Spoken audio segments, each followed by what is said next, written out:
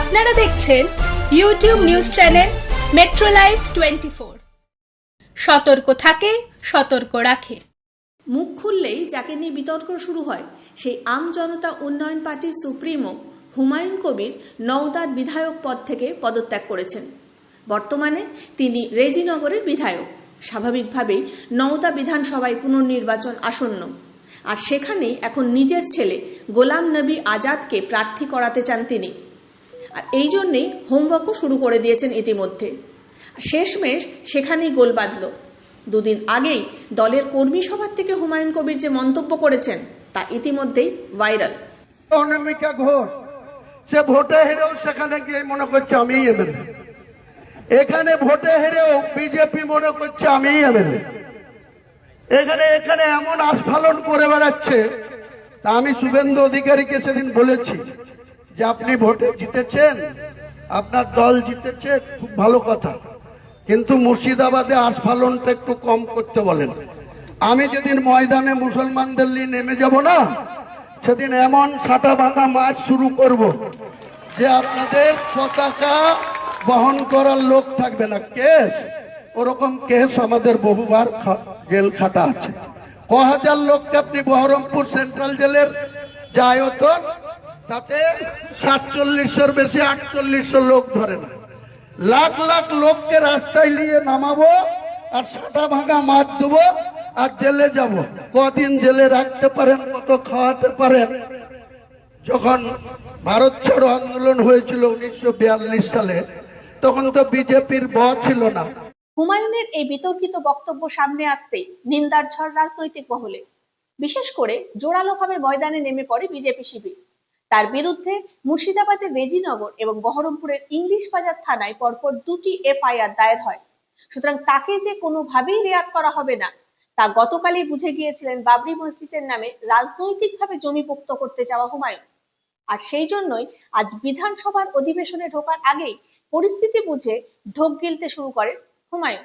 আমার রেজিনগর বিধানসভায় আমার একটা কর্মী সভাতে আমি এটা বলেছি যে যদি তারা মনে করে থাকে যে বর্তমান পুলিশ মন্ত্রীর আন্ডারে যে সমস্ত থানাগুলো রয়েছে আমার বিধানসভায়, সেই থানাগুলার অফিসাররা যদি এখন পুরনো তৃণমূলের গুন্ডা মস্তানদের প্রশ্রয় দেয়, তাহলে সংঘর্ষ এখানে অনিবার্য হবে। সেই জায়গাতে আমি কোনো কম্প্রোমাইজ করব না, এটাই বলেছি। আমার ব্যক্তিগতভাবে বিজেপির বিরুদ্ধে কোনো বিষোদ্গার করা বা বিজেপির যে বর্তমান ক্ষমতাসীন দল, সেই দলের বিরুদ্ধে আমার কোনো বক্তব্য নাই। কিন্তু যারা তৃণমূলের হয়ে গুন্ডাগিরি করলো, যারা তৃণমূলের হয়ে আমাদের সঙ্গে নষ্টামি করলো, গুন্ডামি করলো, আপনারা সবাই দেখেছেন কিভাবে সেখানে আমাদের কথা গ্রাহ্য না করে বারবার আমাকে শোকজ করা হয়েছে, ওয়ার্নিং নোটিশ দেওয়া হয়েছে। সর্বশেষ 4 ডিসেম্বর 2025 আমাকে সাসপেন্ড করা হয়েছিল।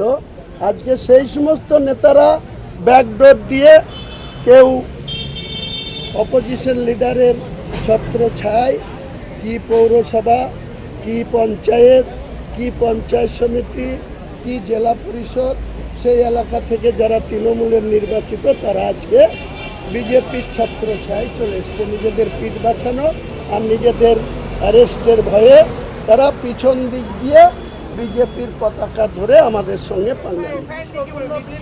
এফআইআর আইনের পথে চলবে। যদি আমি কোনো অপরাধ করে থাকি বা কোনো জায়গায় কোনো গুন্ডামি করে থাকি, নিশ্চয়ই আইন তো কারো ঊর্ধ্বে না, আমিও আইনের ঊর্ধ্বে না। আইনের প্রতি সম্পূর্ণ আস্থা আছে, জুডিশিয়ালের প্রতি সম্পূর্ণ আস্থা আছে। আমরা রাজনৈতিক ক্যারিয়ারে দীর্ঘ 34 বছরের সিপিএমের আমলে 27টা কেস খেয়েছিলাম। একটা কেসেও প্রমাণ হয়নি যে আমরা কোনো অপরাধী। আনুষ্ঠানিকভাবে সমস্ত কেস থেকে ক্লিন চিট পেয়েছি। 2016 থেকে 2026 10 বছরের তৃণমূলের গভর্নমেন্টেও আমি প্রায় 7টা কেস খেয়েছিলাম। সেই সব কেসেও আজ পর্যন্ত প্রমাণিত হয়নি যে হুমায়ুন কবির কোনো গুন্ডাগিরি করে বা কারো উপরে কোনো অন্যায় অত্যাচার করে বা জুলুম করে বা কোনো সাম্প্রদায়িক সম্প্রীতি বিঘ্নিত ঘটায়। এরকম কোনো প্রমাণ হুমায়ুন কবিরের বিরুদ্ধে তৎকালীন প্রশাসন আনতে পারেনি। আমি আশা করছি বর্তমান প্রশাসনও সেটা প্রমাণ করতে পারবে না। চিড়ে যে ভেজেনি আর ভিজবেও না তা স্পষ্ট হয়ে যায় অচিরেই।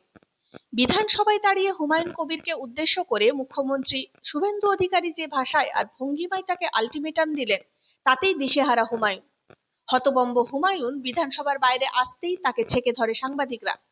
আর তারপর কি হলো দেখুন। আপনি জনপ্রতিনিধি, আমি জনপ্রতিনিধিতে আপনার দয়াতে হয়নি, মানুষের ভোটে জনপ্রতিনিধি হয়েছে। সবাই তো আমি জনপ্রতিনিধি, আপনারা মানুষের ভোটে জনপ্রতিনিধি হয়েছে, আপনার দয়াই হয়নি। আমরা ভূত, আপনি ভোট কি কিছু আমি বলিনি, আপনি নিজে নিজে বলছেন, আপনি নিজে নিজে আপনি বলছেন। ভয় বললাম তো, পাচ্ছেন, আপনি এড়িয়ে কিচ্ছু যাচ্ছেন। ভয় পাই না, কোনো ভয় পাওয়ার ব্যাপার না। আপনার উল্টো পাল্টা কোশ্চেনের আমি কোনো উত্তর আপনি দেবো তো না। রেগে যাচ্ছেন, ভয় আবার পাচ্ছেন। রাগার কি আছে? তাহলে আপনি ফালতু কোশ্চেন আপনি করবেন। ভয় পাচ্ছেন, ভয় না? আপনি তারপরেও আমাকে আপনি কেন এরকম মন্তব্য আপনি করলেন? আমাকে বাধ্য করাতে পারেন না, বলছি তো। আপনি কি বলছেন? ভাবছেন তো কেন এভাবে মেজাজ হারালেন হুমায়ুন? তাহলে শুনুন বিধানসভার অন্তরে হুমায়ুন কবিরকে উদ্দেশ্য করে মুখ্যমন্ত্রী শুভেন্দু অধিকারী কি বললেন। কেন করছেন আমি জানি, আপনি কেন করছেন রাজনৈতিক কারণটা আমি জানি। আপনার এজেন্ডা 2 ছিল। 1 এজেন্ডা ভরতপুর, রেজিনগর, নওদায় সব নির্বাচিত পঞ্চায়েত যে দলেরই হোক ভেঙে আপনার পার্টিতে নিয়ে যাওয়া। আপনি সেটা করতে পারছেন না। আর দ্বিতীয় হচ্ছে, আপনি 2টো সিটে জিতেছেন, নিয়ম মেনে একটাই রিজাইন করেছেন রেজিনগর। আগামী 2-3 মাসের মধ্যে উপনির্বাচন হবে, আপনি আপনার ছেলেকে জেতাতে চাইছেন। 72% মুসলিম আছে, মুসলিম ভোটকে কনসলিডেট করার জন্য আপনি এই খেলাটা খেলছেন। আপনি কান খুলে শুনে রাখুন, আপনাকে এইভাবে ধমক হুমকি বেপরোয়া লাগাম ছাড়া কথা বলতে দেব না, দেব না, দেব না। আপনাকে আমি শুধু 3টে উদাহরণ দিলাম। সন্দেশখালীতে একজন ছিল,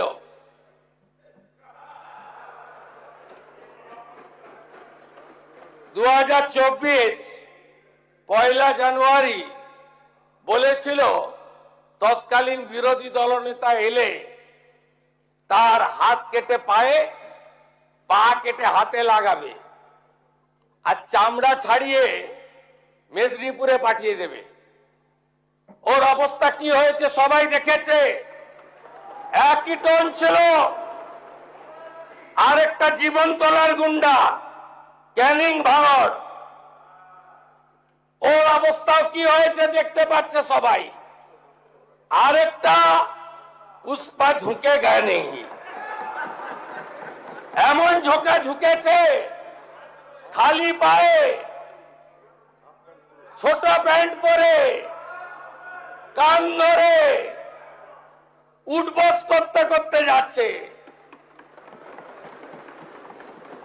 আপনাকে আমি বলে গেলাম পুলিশ তার ব্যবস্থা নেবে।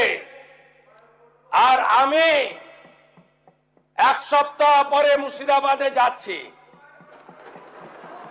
আমি প্রমাণ করে দেব ভারতবর্ষের সংবিধান, আইন শেষ কথা বলে, কোন বাতেল আবাদ শেষ কথা বলে না।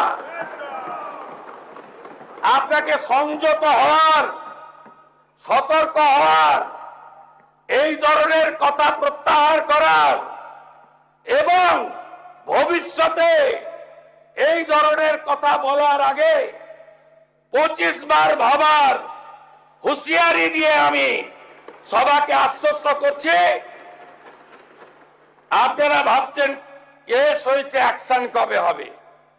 যারা ওকে ডেকেছিল এই সভাতে তাদেরকে আগে তুলব, তারপরে আপনার কাছে যাব।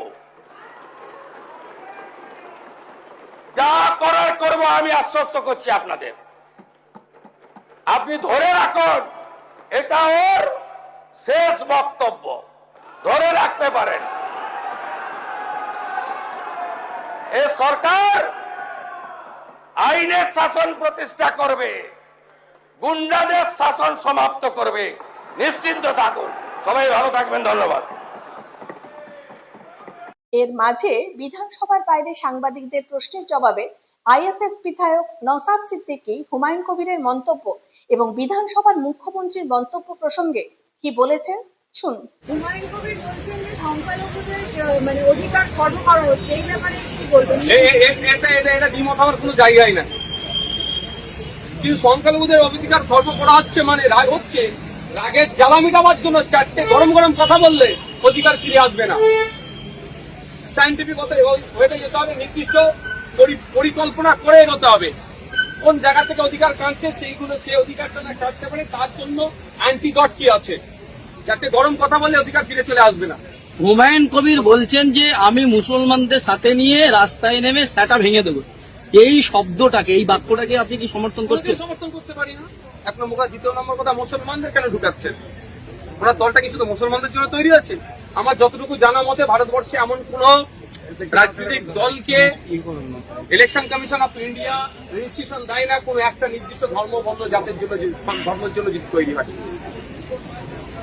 তাহলে কি একটা সম্প্রদায়কে উনি একেবারে অন্যায় কাজের দিকে উদ্বুদ্ধ করছেন? সে মমতা ব্যানার্জির দলে তো মানে মমতা ব্যানার্জির কথা মনে পড়ে যাচ্ছে।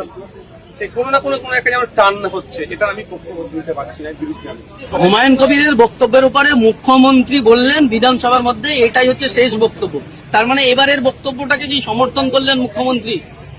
দেখুন, এটা ওইরকম ভাবে তিনি বলেন, যতটুকু আমি শুনেছি বলছি, প্রতিবাদ জানিয়েছে। প্রতিবাদকে আমি স্বাগত তখনই জানাবো যখন এটা সবার ক্ষেত্রে প্রযোজ্য হবে। নামটা হুমায়ুন কবিরের জন্য অফেন্সিভ বক্তব্যকে আমি কোনোদিন সমর্থন করি না। হুমায়ুন কবির বলে তার জন্য এটা বিবৃতি, আর এখানে যদি হরে কৃষ্ণ বলে তার জন্য চুপ থাকলে তাহলে মুখ্যমন্ত্রীর বক্তব্যকে সমর্থন করবো না। হরে কৃষ্ণর জন্য যেমন তিনি কঠোর ব্যবস্থা নেবেন, হুমায়ুনের জন্য যদি কঠোর ব্যবস্থা নেই তাহলে আমি বক্তব্যকে সমর্থন জানাবো। অবশেষে আজ 176টি ঘনীভোটে পাশ হয়ে গেল গুন্ডা দমন বিল। আর ভরা বিধানসভায় আজ রেজিনগরের বিধায়ক যা শুনলেন তাতে মুখ্যমন্ত্রীর আলটিমেটামে আপাতত নিজেই যাবতীয় আস্ফালন থামাতে রাজি হয়ে যাবেন নিশ্চয়ই। আপনারা কি বলেন? কমেন্ট করে জানান।